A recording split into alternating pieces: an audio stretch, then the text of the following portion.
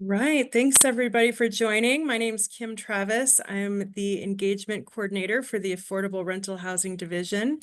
Welcome to our monthly partner call. And as you can see, we're getting ourselves set up and we've started recording, and we will jump in just a minute.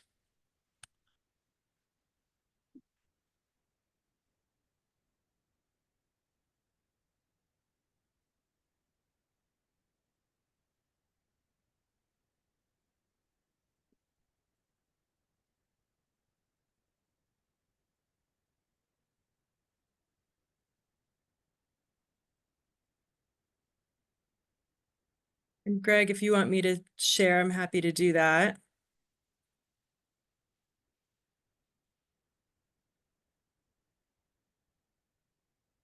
I'm just trying to figure out how to get it into the full screen mode.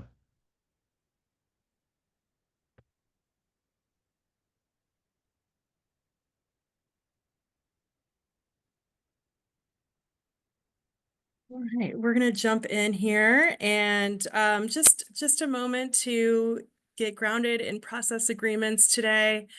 We practice these agreements at OHCS and ask for you to just keep these in mind as we are trying to foster an inclusive environment. So please stay engaged, speak your truth responsibly, listen to understand, be willing to do things differently and experience discomfort, expect and accept non-closure. So thank you for that. And we'll move on to today's topics, and I'll turn it over to Natasha. Hello, everybody. Happy Monday, and I guess happy June as well. It looks like there's maybe some folks still waiting to be let in. Is that, I don't know that are folks seeing how to let additional people into the meeting, Kim or Greg? Yeah, we should be disabling the waiting room here, I think. And apologies if I'm a little glitchy. The internet in the office is not functioning properly today. I just submitted everybody. Thank you. Great, thank you, Greg. Great, so nice to see you all on this Monday morning. No, afternoon. It's 3 o'clock. That happened already. Let's see. So just what we are talking through today, Tanisha is here to be able to do a legislative update. Then we are going to walk through, well, we're walking through the Housing Stability Council packet, and I think in terms of that, the materials in the Housing Stability Council packet, there's two project transaction recommendations, one of which is merging of two projects into one, and one of which is a home ARP investment, which are both exciting steps forward. I will be presenting with a couple other folks the ORCA mid-year update, which I'll also walk through in more detail here as well in just a couple minutes. And then we have equity and contracting presentation with Love, and I think maybe she will be able to hop on here and give a high level around that. All of your materials are in the Housing Stability Council packet, which has been published, I think, on Friday. Great. Yep. And so I think with this, Love, if you are here, can you jump on and just give a high-level overview of the equity and contracting presentation? It looks like she's having challenges getting in. So whatever Okay. disabling of the waiting room is working isn't working. So we will continue to work on that. And yes, I think the meeting link did update. And so you need to use the one in the technical advisory, which has changed from our past Zoom room link that we were able to use. In any case, equity and contracting presentation, I'm really excited. Certainly check out the Housing Stability Council packet for details on that. The work in equity and contracting, there's been a lot of wonderful both work that you are all leading and doing in community, the creation of some additional policies to support the use of those. And I think maybe Lev has hopped on. So Lev, if you want to add any thoughts or insight. Hello, yes, my name is the name of my colleague, but my name's Love Johnson. Hi, it's nice to see you all. Yeah, just a pretty standard annual update that we usually give about equity and contracting, also known as MWESB, great alphabet soup. We'll just be giving an update that some of the sort of policy updates that you all are familiar with, that you've seen in the ORCA, if you've been checking it out in the past few months, and some of that additional funding that we have available. And then we're going to give an update on the data from our 2024 projects. All that data is already publicly available on our equity and contracting dashboard, which you can check out yourself. So I will drop the link in the chat to our webpage. If you haven't seen that in the past few months, it's been updated. It also has a link to that dashboard. So I'll drop that in the chat, and then of course check out your council packet as well for more info and a preview of what we'll be talking about. Thanks. Great, thank you, Love, and Mandy for your support in getting her into the Zoom. Yeah, sorry about the technical difficulties, and thanks for your patience. So today's meeting link will not be the meeting link for future meetings. I think we're going to be moving back to how we used to do it, with not requiring registration for you. So hopefully we'll make this easier going forward, but we will send an updated technical advisory when we update the partner call webpage with the permanent link. So thank you, and we will hopefully make this easier going forward. Okay, so we're going to pass it to Tanisha for a legislative update. Hi all, Tanisha Rosas. I work primarily on the government relations team, focusing on affordable rental housing and on local government. And this 2025 legislative session is an exciting time. So I'll go to the next slide and give kind of an update of where things are. So I'm going to go over some priority bills, but just for your awareness, where we are in legislative session, the big deadlines have passed, and there are two dates looming ahead of us. That is target signing die of June 18th and actual signing die of June 29th. So what that means is everything must be passed that's going to make it this session by those dates. So as I go over some of the big bills this session that we are waiting for the outcomes on, I'll also give an update of where they are, and I'll try to go quickly. So this priority bill section, these are governor's office bills that the agency has supported, but just for your awareness, House Bill 2139 creates the Tribal Housing Fund bill.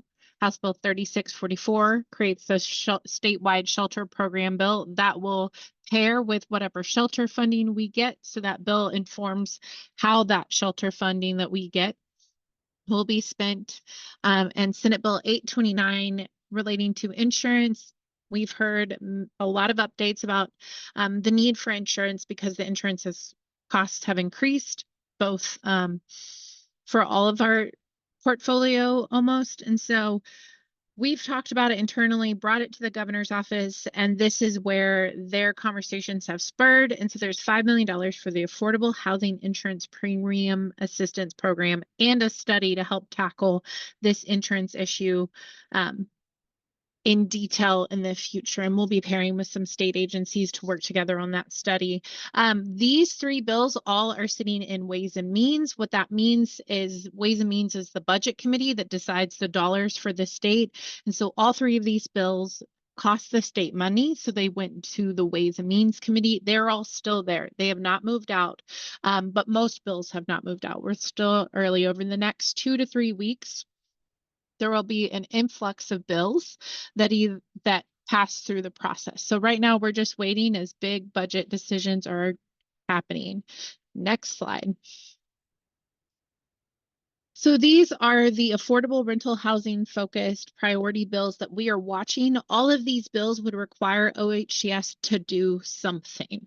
And so that's why they're on these lists. There's many important bills that will impact landlords, they'll impact residents, they'll impact a whole bunch of things. These are the bills that require OHCS to do something. So they're things that over the next couple of months after things pass, we'll have to implement. So that's this focus and how these bills got chosen is these are things that require OHCS to do a thing. So quickly, just most of these bills are in Ways and Means. They have dollars tied to them.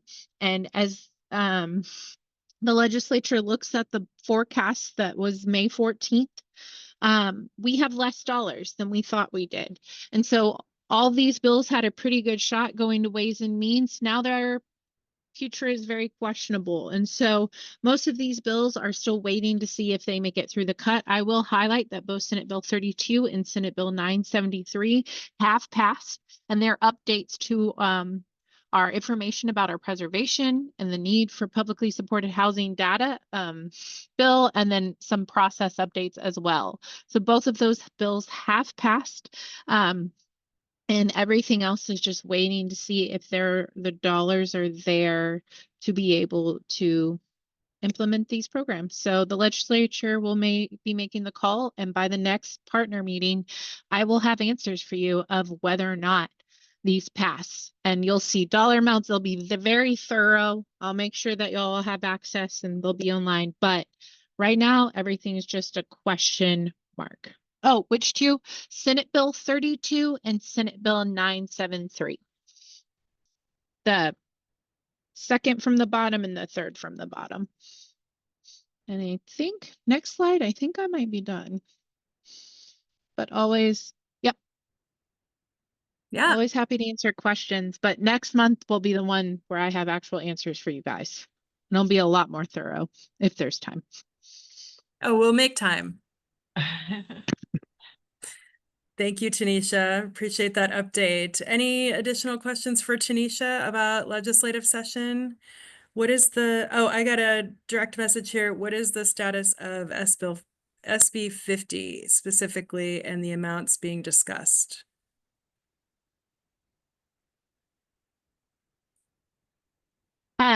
We don't have that information yet. It, like everything else, is being considered in the midst of all of the conversations about budget. So when we get less budget dollars, which is what the forecast says we have, the legislature is going to be a little bit tighter with their money. And so I have no idea. We've gotten a lot of questions. The agency, the director has answered, but we have zero clarity on what they deem will be funded. Trell, I'll put in the chat which subcommittee it's in, because now I'm second guessing.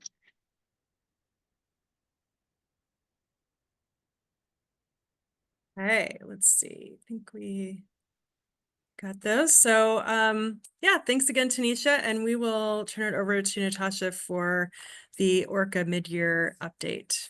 Yes, thank you. And I think as like they are a connected segue, I think as we are anticipating and hopeful for legislative investment, we don't know exactly what that will end up being yet, but we want to make sure that we are doing the lift to be able to bring the needed updates to the ORCA so that we can swiftly implement any and all resources that are we already know how to program those so that we can be funding projects from wait lists where projects have already applied for those resources, and open resources for applications where if there are new activities underway. And so I think to be able to do that, we have put together what we're calling effectively a mid-year update to support that transition, and building what these updates are based on a lot of different factors, a lot of which are coming from all of you who have been engaging with us for quite some time on the ORCA. And so this is a slide which really is showing some of the scale of input and that we have been processing through over the past year, looking to find and understand the themes and where we can make adjustments. I think from a place of wanting to have continual process refinement and clarification, there are several areas where we have been building those policies as we've been finding the need for them, and and seeing opportunities to be able to continue to do more of that and to be able to provide the transparency needed where those things being built as we go haven't been able to be fully understood or messaged in a way that is resonating with everybody. And I think we have obviously a lot of different really deliberate places where we have sought and see engagement and feedback. Wanted to highlight our questions and feedback portal with the Orca. It replaces our old, we had the multifamily NOFA, MF NOFA email address, which, made for lots of chuckles over the years, and also was a place where you would email in questions and then get a response back, and we would create a corresponding Q&A process so that there was visibility to those. And this is really a streamlined way for both information to be requested as well as for responses to be shared back, ensuring greater consistency and opportunity to make that faster. We have, I think the stat is almost half of the questions are answered within a day. And so really the team is grouping around those, making sure that we're connecting all of the dots to get the answers as swiftly as possible. So obviously, it's been well used with over 600 submissions and responses, but I will just highlight that continue to use it and continue to be able to get what the information that you can get through those systems, and also certainly flagging where you would like additional insight. Our technical advisor team, which has been being established and implemented over the last year or so, has made incredible impact. I hear very regularly from those of you who have reached out for support and navigation or understanding of process, as well as for talking about project ideas. And all of those team members are also tracking the comments and concerns and strategies that are needed. And so incorporating all of that, we had our QAP process where we were focused very much on revising the qualified allocation plan that guides the tax credits to be able to incorporate those into the Orca, but also heard along the way lots of different feedback about both the intentionality of the Orca in meeting policy objectives, but how some of the different pieces need to either further explanation or greater clarity or some revisions to policy.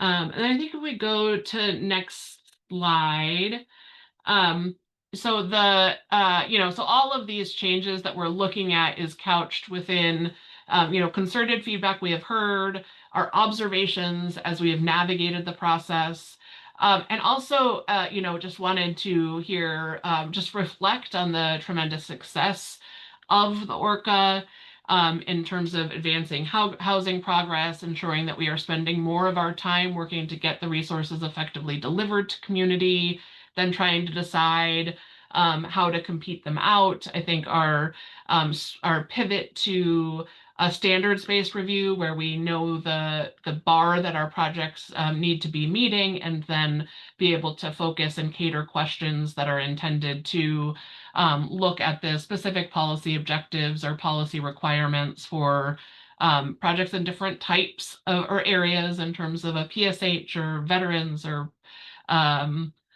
parks or otherwise. And so we have seen funded nearly 3,000 units. We have been able to commit $670 million in grants, loans, and other. And we see requests over 2.3 billion. So that's not an M, that is a B. And so there is obviously extreme demand for resources to support building housing and community to address the need, but there is also a lot of mobilization around financing strategies and project ideas to be responsive to that. And when we are looking at our next step of being able to add additional legislative investment into the Orca to fund the next cohorts of projects and pipelines, we have identified some policy ideas and policy strategies that I want to talk through. And so we can go to the next slide. You can see the slide, the seven topics here. Again, these are also in the Housing Stability Council memo. I will be talking through these as well with Housing Stability Council. I think probably at a little bit different altitude. And we are, so I'll be talking about these through. We also do have a retro board to be able to gather your responses, thoughts, concerns, and otherwise around these. I'll also have a specific conversation today, this afternoon, on the rural piece, which is also reflected therein. And I think sooner rather than later, we'll put the chat link in there. I can't quite tell, my chat's looking a little strange at the moment. So, but yeah, I will, we'll be able to get that to be able to focus in on each of these topics. And so maybe I'll just dive in to the first one, clarifying readiness. This is a topic I think that we hear frequently about in terms of, is the ORCA prioritizing readiness, or do projects have a long time to be developed? I think, projects are moving so much faster through the ORCA. It used to be the case that when you came out of Housing Stability Council with a reservation, we had projects taking 2 and sometimes 3 years to be able to reach finance close. And so we have seen the pace of that go so much faster through the ORCA, both not having that upfront competition time that will delay application to funding by 6 to 9 months, if not longer, but also after that reservation when projects are recommended through. And I think they're, certainly feel and understand the challenge for those who are on the wait list to see projects that are sitting in that next stage of that financial eligibility review for seemingly a long time. And I think part of what I see is that it's time to evolve the way we both talk about and present that, but also make sure that we're instilling some checkpoints within that time period. And functionally, it has actually worked quite well. I think the production team in experiencing the projects moving through have begun building out more of these tools and strategies to be active in prompting projects for, what is the timeline, and the pieces that need to move forward when we don't see that, the sprinting continue. However, this update is really to implement and memorialize what those expectations are. Once a project is recommended at Housing Stability Council, the project will have up to 6 months to complete this financial eligibility phase. And that's where the deeper information and details of the project costs, but also the project commitments, are required. And the idea is that you have 6 months to complete it all. And so it is not a case where you have 6 months to submit it all. And so I think both in terms of being able to have some, evolve our communication tools around how the process works is one side of that. And the other part is just saying, and halfway through at 3 months, we will have a check-in on that production process and make sure that that the developer and the production analyst is understanding where the status of all of the pieces are and whether we see any risk to the timeline or other concerns which would have impacts on our ability to continue keeping those resources and holding the resources for that project. And again, these are places where we're trying to improve the predictability and understanding around that. Tied to this kind of topic, I think of is also getting to have external visibility on some of the benchmarks that we do track. There are many different benchmarks we track in each stage of the application or the project's work with OHCS. We have a lot of tracking mechanisms in our data systems and otherwise, but I think are aiming to be able to find more externally feasible information that we can, replicate and provide updates externally around those. So we will be continue to committing to those.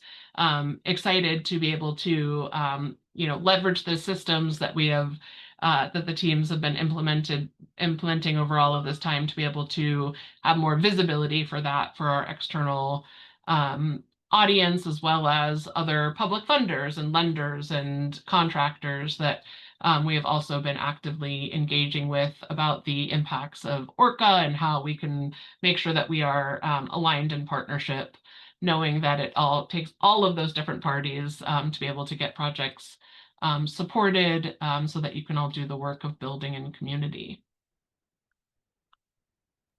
And we've got some questions yeah. in the chat, Okay, but we're gonna great. answer those and keep moving on so that we can make sure that we get through the 7 areas here, Natasha. So we'll work on the chat and we're gonna move along. And then we'll be putting in a link to the Easy Retro board as well. So you will all have that to provide feedback to us. We will be posting this after the meeting, probably tomorrow. We'll be posting recording and the Easy Retro board, so you can rewatch the video and read the PowerPoint for more details and then complete the Easy Retro board. So just wanted to jump in and say we're going to keep moving, and we know you have questions, so you can put those in the chat and in the Easy Retro board. Great. Yeah, because my multitasking of the comments at the same time. But yes, great. So I'm gonna move along here. Leverage test. So this is something, as we were building and launching the ORCA, we really laid out cost control strategies, which were inclusive of the use of our predictive cost model on the development costs. We have other, policies of the data that we're requesting within the pro forma so that we understand where they all map to, and then subsidy limits as the means for really having that upfront way of being able to assess some version of, what is reasonable and making sure that we are not over subsidizing projects. I think one of the things that we started to have seen become a gap in that system is the places and ways projects are not providing or bringing in other leverage to support their development. And I think understanding that not all projects are able to support debt, that debt is more costly at this point with high interest rates, and that there's certainly challenges therein, but wanting to make sure that we can know with some good consistent clarity across all of the development pipeline how it is that projects are trying, they're trying to find ways that you can leverage other funds to be able to support development. And so this becomes really a tool underneath that overall cost control strategy, really focusing on subsidy control and asking for where projects are having a high percentage of their development budget covered with subsidy, that we are asking for information to be shared about how it is you have aimed to pursue getting subsidy, whether that is private debt, other funders, inclusive. And so that is intended to be a place for us to be able to ask that question and get that information to be able to be part of the full picture of our understanding around the resource needs for the individual projects. And again, it's an information gathering component, really only. Then we go to chapter 3, draft update number 3, which is gap only project size limits. When we initially launched the ORCA, it was during a period of time when we did not have available tax credits to offer. So whether it wasn't the timing for the 9% tax credit round, and it was at a time when our private activity bonds and 4% are oversubscribed. As I mentioned earlier, we now have the QAP has been revised. We have tax credits available. We have funded a really robust pipeline for 2025 resources, and intend, when we get new legislative investment, to focus a large portion of that legislative investment to support our 2026 4% pipeline. And part of the impact of not having tax credits when we initially implemented is that we did not have a limit in place around what projects are able to come in to be able to be financed wholly with gap subsidy and without tax credit leverage. And so the tax credit leverage for, I assume most of us are understanding of the financing impacts, but federal tax credit brings in tax credit equity and it helps share the cost of the overall development. It certainly has some complicated impacts, but that is effectively, it's a place of leverage of other funding and from private investment. And because we didn't have a limit, we saw that there were very large projects that came in to apply for gap-only resources. And now that we have tax credits deployed, there are opportunities for projects of all sizes to find its best fit. And this update would be putting in a limit around that. And so the limit would be, I think it's in here under the potential recommendation. So a $35 million cap for coming in with gap-only investment needs. And if you are a project that is building over 50 units, then provide a rationale, a reason why you are pursuing a gap-only investment instead of tax credit leverage. There could be all kinds of answers to that based on the financial structure or needs, or how that project will work or operate that would be reasonable. But again, it's a matter of trying to information gather to be able to get that insight. I'll also acknowledge, and we have that bottom paragraph, that we are honoring the existing waitlisted projects to be able to retain their place. And so the idea is not a bait and switch. The idea is that we are applying this policy moving forward, and also would love to offer the opportunity to those large projects on that list to move over to the 4% resource use if that is a feasible strategy. And if it's not, explain that. And again, we would be able to still honor, again, it's not, the intent is not to disrupt something that is we've already made commitments to through the wait list, but that we are, so we want to honor that place, and also want to make all efforts to make sure that we can best steward resources and get the most units with the public resource investment. And so more details to come on all of that.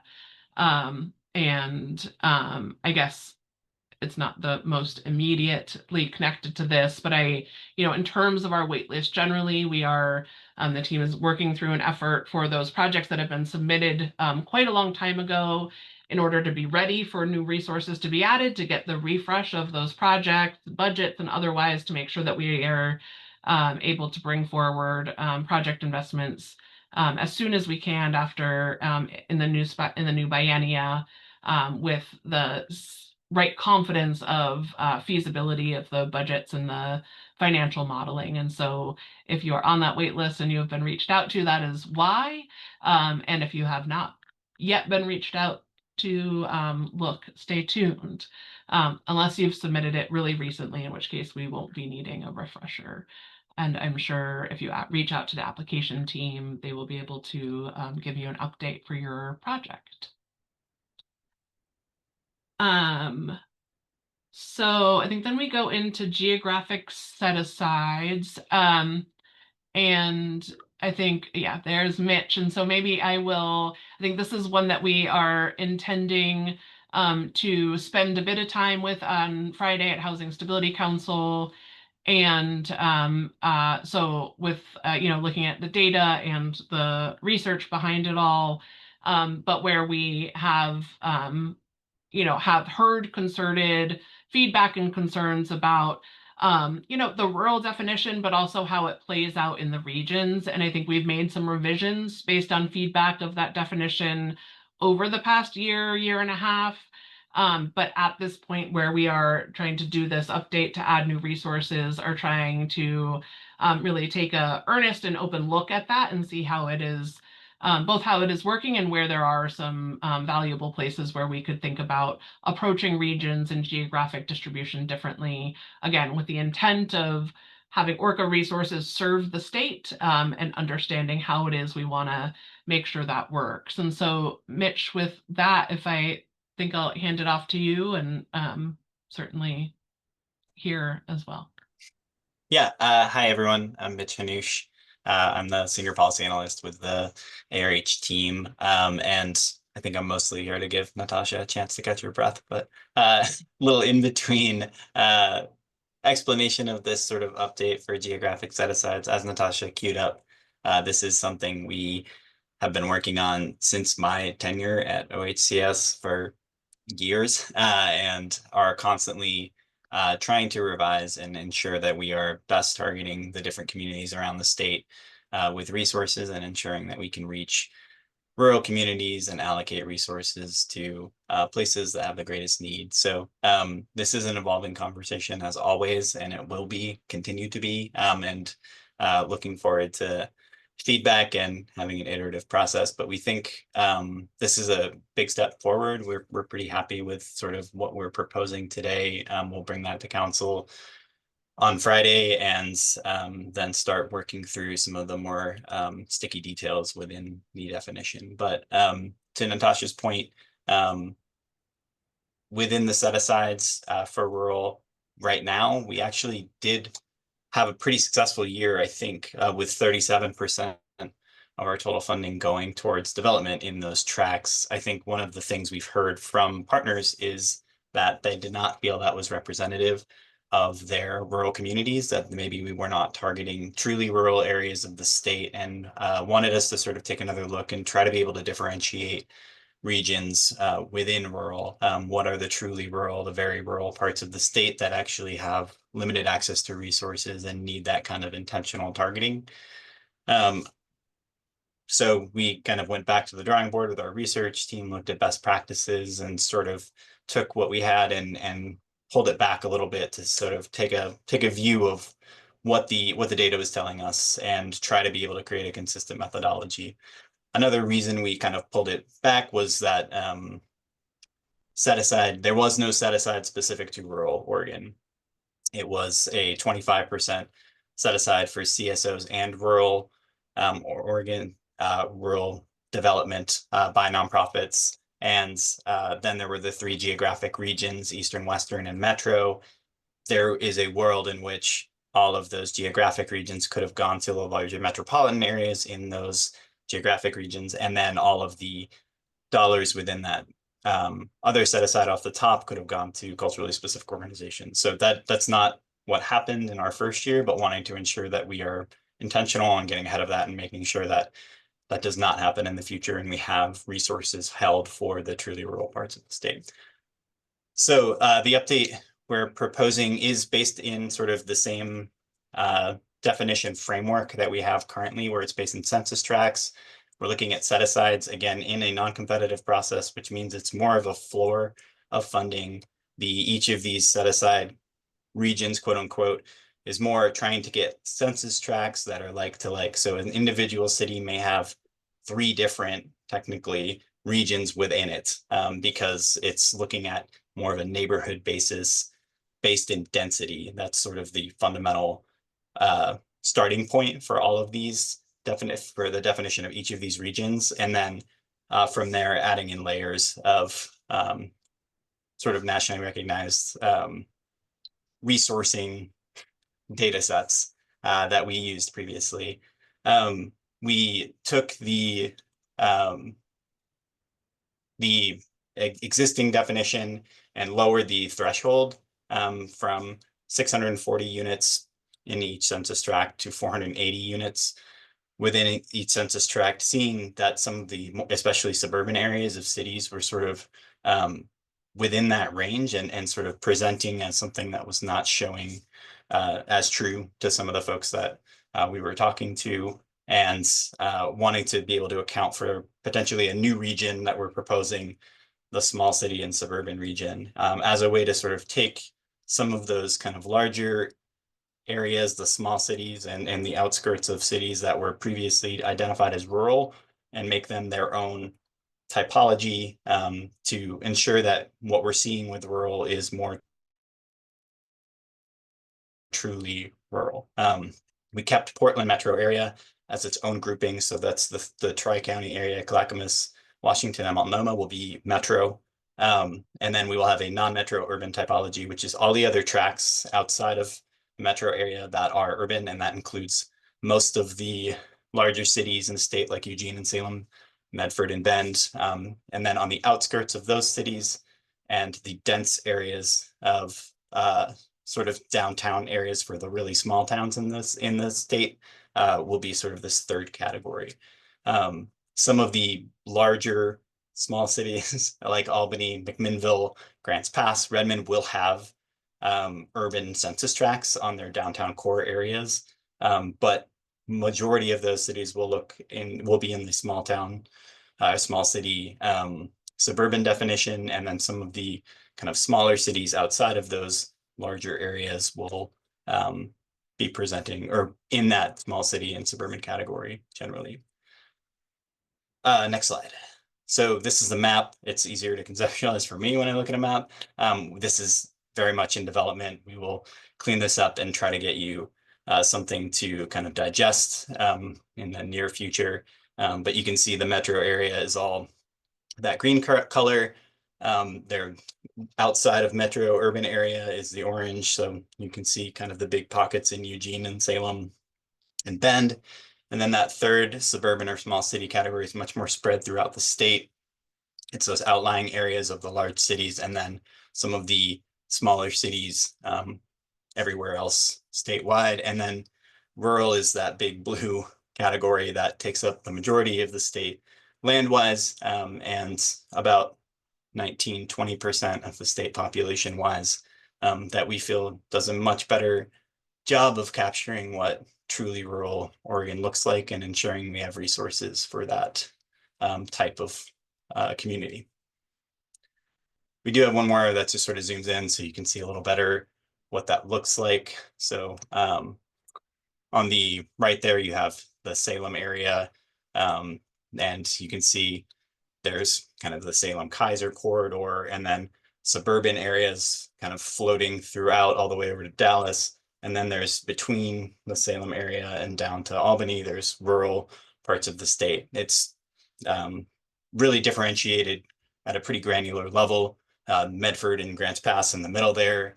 And then the left is Bend, Redmond area. So you can kind of see what this would look like for a city where the outskirts are those kind of suburban areas, but that downtown core is defined as urban. And then because it's based in density, a lot of times there's a pretty stark drop off as we get outside of the UGBs in these areas and into those kind of blue census tracts. So that's what we're proposing to Housing Stability Council.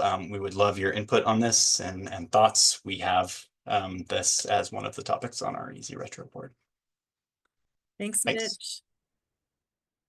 All right, and we're going to keep rolling. I know you will have questions. So again, use the chat or the Easy Retro board. I'll put that link back in the chat if you joined later, and that will stay open for 1 week. Okay. Back to you, Natasha. Great.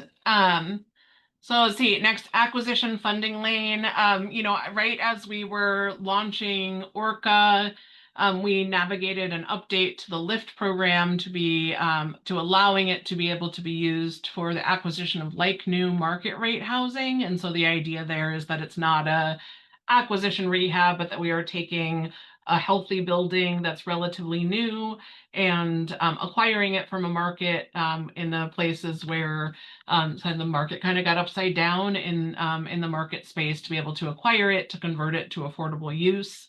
And there's a lot in that, but certainly understanding that when you're doing that type of acquisition, it is market dependent and you need to participate on that timeline. And so the wait list, having those intermingled has been challenging. There is an active bill in legislative session compelling OHCS to be able to allow up to 60 million in metro area to be able to be used to support acquisition strategies like this. And so our recommendation is that we carve out a specific lane of resources to be able to support those market acquisitions. So that those are, systems. It also gives us much more clarity around how much of the funding the state is wanting to use to be able to support an acquisition strategy. And so that is that item. Next, resource allocation policy is, again, we have implemented a wait list here in the ORCA. And, unlike the NOFAs where we were doing one-time competitions, and then as we were, we would score, rank, and then fund projects. And as we ran out of resources to fully fund the next project, we would be able to go on to the next project, skip over that to fund other projects underneath. We would be having regular opportunities after NOFAs to say, well, we had some resources left from this one and that one, we can move it over here to this next NOFA to be able to fund the next projects. And so with wait lists in place, with, again, very large projects in them, and not that real open and close period of NOFAs, we have found that we had pieces of funding sitting across very different buckets of resources or regions, and really, as we were approaching the end of the biennia, made the decision that we were using our empowered rights within the ORCA and with Housing Stability Council as leadership to be able to make the decisions to pool those funds and start funding more projects from the list. So I think we saw that reflected in a lot of the recommendations we have seen over the past several months. And so in commitment to continuing to make these shifts where we see the need for them, we are making some of these revisions to our resource allocation policy, both ensuring that where we see that the top projects across our all across the regions cannot fund the next project, we would be able to, when that happens, pool those funds to begin funding down the list. And then once those resources are pooled, give ourselves rights to be able to step over the really large projects that would otherwise, have viable projects that were smaller underneath, underneath on the wait list. And then also just making sure that as we are approaching the end of the biennia, we are structurally looking for that time. So 6 months before the end of the biennia, we would be looking across all of the set aside, seeing what of those have like uses or could be pooled together to, again, be able to make sure that we're maximizing the number of projects out using the funds. And then number 7, lastly, is our 2-project limit. I think we hear often about the 2-project limit in the ORCA. And so the policy is a 2-project per sponsor per step. And so remember, there's impact assessment, financial eligibility, and commitment. So that was up to 6 projects per sponsor. And I think there's a lot of really still relevant intention to that limit. When we are thinking around wanting to make sure that we don't have 5,000 projects on the wait list, and also so that there is space for all developers and all developer types, understanding that different business processes and systems move faster and slower and all different kinds of important ways to our systems. And I think as we have had those conversations over the year, and really dug in as we are understanding and seeking to support the portfolio projects, both who are kind of the traditional risk of loss under preservation in terms of expiry or major rehab needs as projects are aging. We also know that there is a criticality to project operating budgets and financing that is creating a, challenging, if I don't know why I smiled at that, but challenging situation where we are seeing that debt coverage ratios are continuing a downward trajectory. And there is a need for some really critical and timely investment in that. And I think part of our preservation, hopeful investments from the legislature would be resources we are able to prioritize putting out to be able to address project stabilization, critical issues that are going on in the projects and causing both insecurity for housing, for being able to provide that housing for the organizations, as well as for tenant stability. And so those are really critical. And we don't want projects or owners and operators to be choosing between their pipeline, either supporting and sustaining seeking the needed support for their portfolio of projects, or needing to do the recapitalization for projects as they expire. So that 2-project limit will not apply to preservation or project stabilization investments. So naming that clearly so that we all have understanding and awareness about that. I'll also do a plug that we have drafted. Some incredible smart folks have drafted operating expense study based on our catalog of data.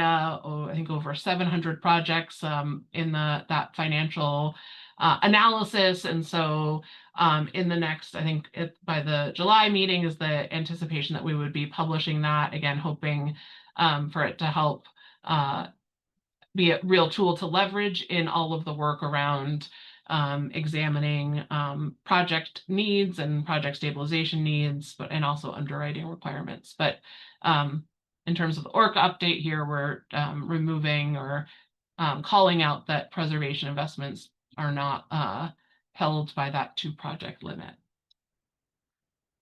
And I think that is the overview of all of those updates that we intend again to bring on Friday to Housing Stability Council. I think probably spending the most amount of time on the regions and that rural definition, how we want to think about and approach carving out resources. Yeah, and we've had some great questions in the chat. I haven't had a chance to check the Easy Retro board yet, but I did just want to pause and see if anybody, if folks are able to access that, or if you have any questions about how to add comments there. Just I'll pause just to make sure that everyone has the ability to access that tool. And then knowing that Natasha will also be presenting this on Friday, so we invite you to join the Housing Stability Council meeting on Friday as well to hear more in depth for some of these topics, and I'll put the link in the chat for that as well. But we do have Travis with his hand raised. Go ahead, Travis. Yeah, hi Kim. Hey, I just had a clarification about the 6 months after impact assessment. The idea of that 6 months is that a project should make it through financial eligibility within 6 months. And so that the clock for that would start after Housing Stability Council approval on the LOI. Not the clock wouldn't start at the moment somebody had submitted into impact assessment, because there may not be funding available for an award at that point.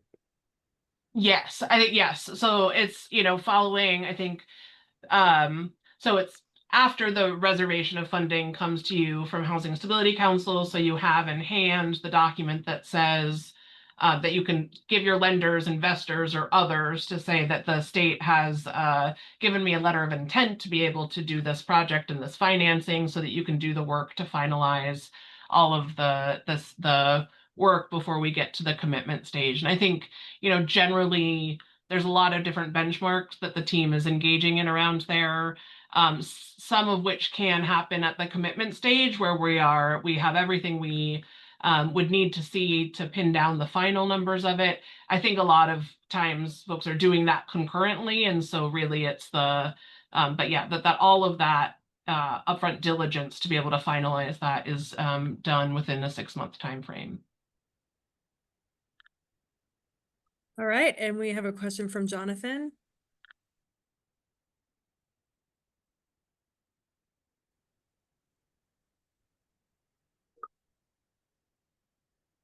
Okay, can you hear me? Yes. Great. Thank you. It's a really kind of a follow-up on that. I may be an outlier on this, but I understood that 6-month period to not be a bright line test where if you're not done in 6 months, like you go back to impact assessment, but that rather you needed to be making meaningful progress. But what I think I'm hearing now is like you either get it over the line with financial eligibility in 6 months, or you're out of luck. Am I hearing that accurately? Well, I don't. I think So one, I think, and I think this is in the chat, this has been the same the whole time. And it's not, I mean, so it's not a whatever fisher. I mean, it is. You show that you're fishing. I think you have to be showing meaningful efforts. I think you have applied saying this is how long it will take us, and those are often optimistic. But that we give you 6 months to go through this diligence process, and as things happen, that we have established processes where you talk to your production analyst and say, XYZ happened, this thing shifted, this is what's going to happen.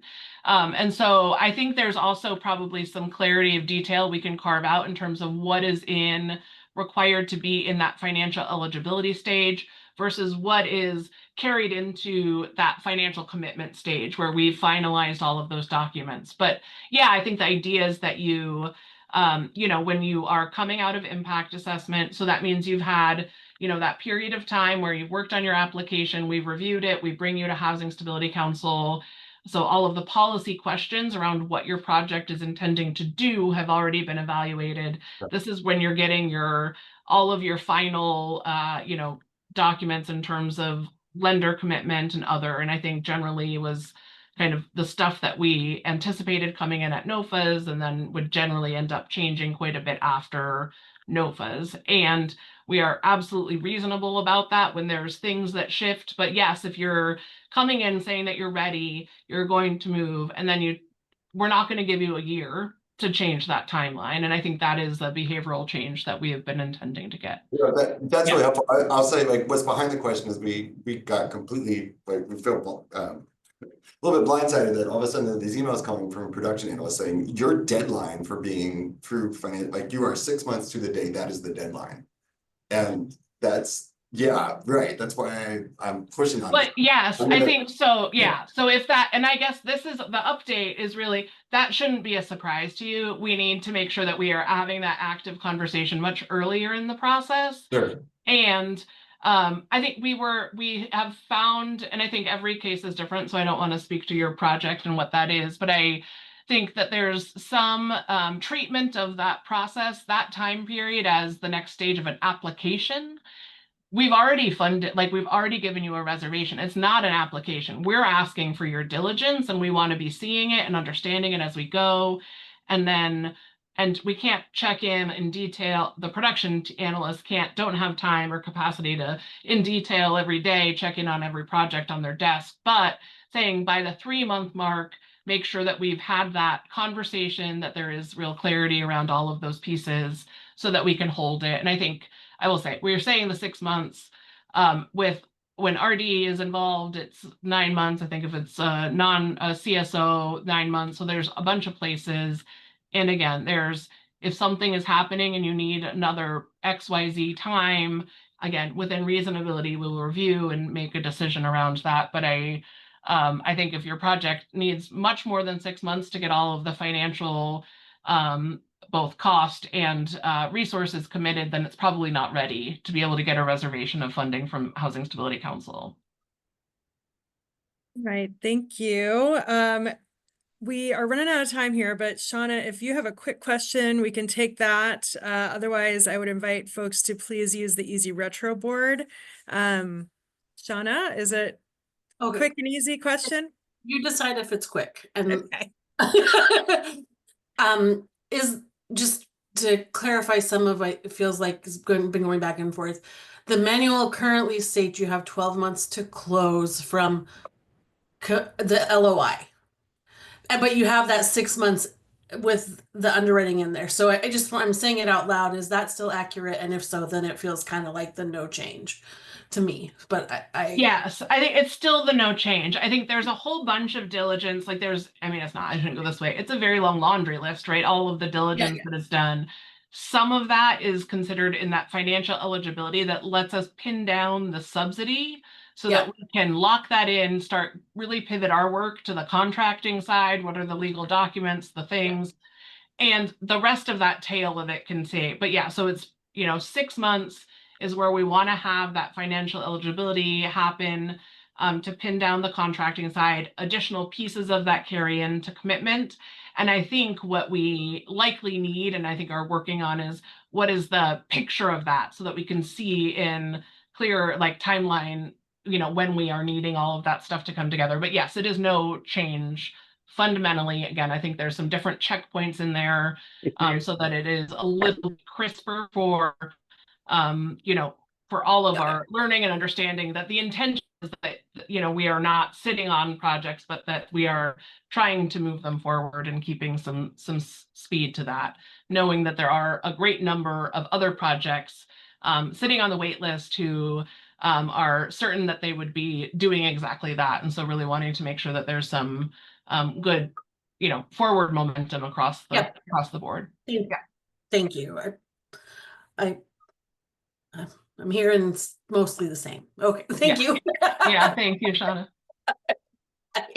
Thanks everyone for great questions. Keep them coming. Just to close us out here, wanted to flag a couple of upcoming technical advisories. We will be sending out a survey for the consolidated plan. We talked about this, I think, last month for the balance of state. I'm putting that page in the chat here. That's where you will find an overview of the consolidated planning process, as well as a link to the survey that we are doing. The survey will be open through September. So we've got a little while to complete that survey, and we certainly appreciate anything you want to tell us about consolidated planning. Flagging that in a couple weeks, the Housing Oregon is convening a housing summit in Grants Pass, June 11th. So visit their website and register to attend that conference summit. We have a ton of OHCS staff going and look forward to the opportunity to engage with local partners in the area. Finally, our next partner call is July 7th. So we will be after session, and we'll hear a more thorough legislative update, and then we will circle back about these mid-year changes for the ORCA. We'll have another chance to dialogue and hear from you, and then we'll go to Housing Stability Council that Friday, July 11th, to finalize the mid-year ORCA changes. So that's the general timeline, and thank you all for joining today, and thank you for your patience with the technical issues. We will have this resolved, hopefully resolved next month. And don't hesitate to reach out if you need anything. Otherwise, hope you all have a great afternoon. Natasha, any closing words? No, just thanks. Nice to see your face, Trail. One of these days we'll say everybody's screen's on so I can see your faces. But no, happy Monday, happy June. I know the days are a lot. Appreciate your time here and the ongoing dialogue and all of the feedback and engagement to date. And we will continue to see you. Thank you. Nice to see you.